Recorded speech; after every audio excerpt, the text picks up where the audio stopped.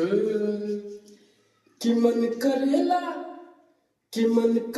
मन के मंदिर बनाई हो, कि मन करेला मन के मंदिर बनाई हो, दिल में मूरत बसैले रही, कि तहरा भक्ति में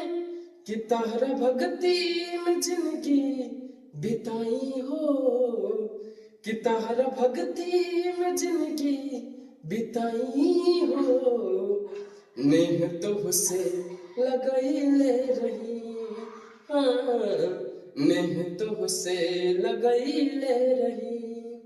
तो स्वागत है मेरे रियल सिंगिंग चैनल में आप सबका। और जो भी हमारे अभी तक चैनल को सब्सक्राइब नहीं किए हैं, ऊपर में चैनल का नाम है, आप जाइए YouTube पे सर्च कीजिए और ज्यादा से ज्यादा इस चैनल को सब्सक्राइब कीजिए और ज्यादा से ज्यादा अपने भाई को प्यार आशीर्वाद दीजिए। और अगले महीने एक सॉन्ग आने वाला है जो हमारे अभी बोलबम के ऊपर है। चूंकि अभी थोड़ा बजट का दिक्कत है तो एक सॉन्ग सीजनली सॉन्ग आपके बीच आएगा जो हमारे यूट्यूब चैनल पे आएगा।